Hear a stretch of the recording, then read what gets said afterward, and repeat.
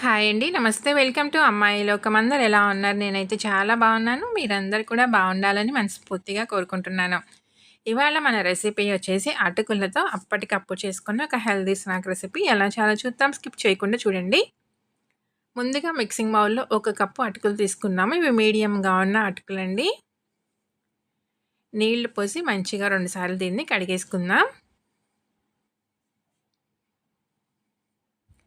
తర్వాత నీళ్ళన్నీ వంపేసుకొని ఒక 3-4 టేబుల్ స్పూన్లు మాత్రం నీళ్ళు యాడ్ చేసుకుందామండి, సరిపోతుంది. ఇప్పుడు దీన్ని మూత పెట్టి ఒక 5 నిమిషాల పాటు పక్కన పెట్టుకుందాం. మంచిగా నానతాయి అటుకులు. 5 నిమిషాల తర్వాత చూద్దామండి. చూసారు కదా, చక్కగా నానినాయి అనమాట. ఒకసారి మొత్తం మంచిగా కలిపేసుకుందాము. మరీ మ్యాష్ చేసుకోవద్దు. రుచికి తగినంత ఉప్పు, అర టీ స్పూన్ జీలకర్ర, ఒక పావు టీ స్పూన్ ధనియా పౌడర్, ఒక టీ స్పూన్ దాకా సన్నగా తరిగిన అల్లం ముక్కలు, ఒక పచ్చిమిర్చి సన్నగా తరిగి తీసుకున్నాము.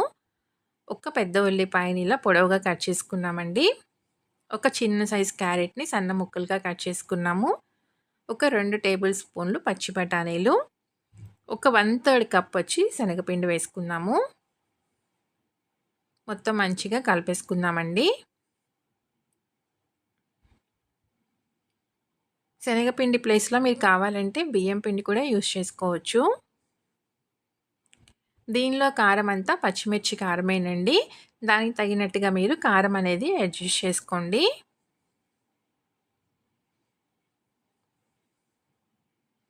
నేను తీసుకున్న పచ్చిమిర్చి వచ్చి కొంచెం కారంగానే ఉన్నాయి. అందుకని నేను ఒక పచ్చిమిర్చి వేశానండి. మరీ చప్పగా ఉన్నా కూడా బాగుండదనమాట. దానికి తగినట్టుగా కారం అనేది అడ్జస్ట్ చేసుకోండి. సన్నగా తరిగిన కరివేపాకు కొంచెం, కొత్తిమీర కొంచెం వేసి మొత్తం మంచిగా కలిపేసుకుందాము.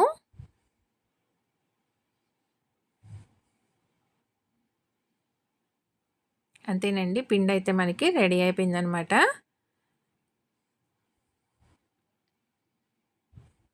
ఇప్పుడు వేళ్ళకి కొంచెం నూనె అప్లై చేసుకొని చిన్న చిన్న పిండి ముద్దలు తీసుకుని దీన్ని టిక్కీలాగా ప్రెస్ చేసుకుందామండి.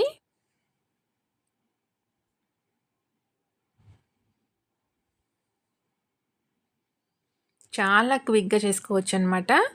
అప్పటికప్పుడు అయిపోతుందండి. 10 నిమిషాలు. సడెన్‌గా ఎవరైనా గెస్ట్‌లు వచ్చినప్పుడు కానివ్వండి, ఏదైనా తినాలనిపించినప్పుడు కానివ్వండి, వేడి వేడిగా పిల్లలు స్కూల్ నుంచి వచ్చే టైంకి కానివ్వండి, ఇలా ఒకసారి ట్రై చేసి చూడండి. చాలా టేస్టీగా ఉంటుంది. చాలా క్విక్‌గా అయిపోతుందనమాట.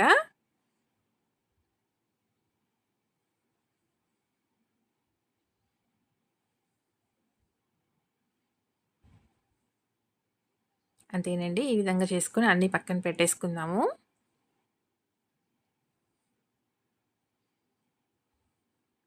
ఇప్పుడు కడాయి పెట్టుకుందామండి. కడాయిలో కొంచెం నూనె వేసుకుందాము. షాలో ఫ్రైకి తగినంతగా. పట్టినెన్ని వేసుకొని 2 పక్కలు చక్కగా ఎర్రగా కాల్చి తీసుకుందాం. స్టవ్ వచ్చేసి మనకి మీడియం ఫ్లేమ్‌లో ఉంటే సరిపోతుందండి.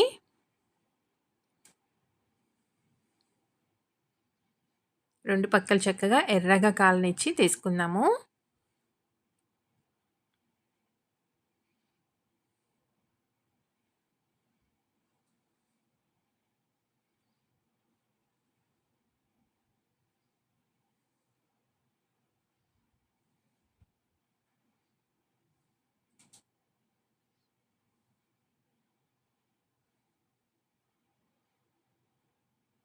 అంతేనండి, మంచిగా వేగిపోయినాయి. చూసారు కదా, ఎంత పైన క్రిస్పీగా వచ్చినాయన్నమాట. లోపల సాఫ్ట్‌గా చాలా రుచిగా ఉంటాయండి.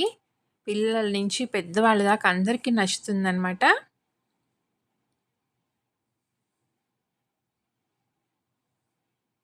తప్పకుండా మీరు ట్రై చేసి చూడండి. మీకు ఎలా వచ్చిందో కూడా నాకు తప్పనిసరిగా కమెంట్ చేయండి.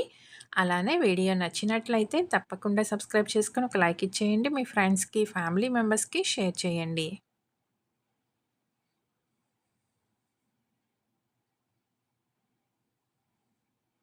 ఒకటి ఓపెన్ చేసి చూద్దాము. చూడండి, పైన మంచి క్రిస్పీగా అనమాట. లోపల సాఫ్ట్‌గా చాలా టేస్టీగా ఉందండి. తప్పకుండా మీరు ట్రై చేసి చూడండి. ఈరోజు రెసిపీ అయితే ఇంతేనండి. రేపు ఇంకో కొత్త రెసిపీతో మీ ముందుకొచ్చేస్తాను. Thank you for watching.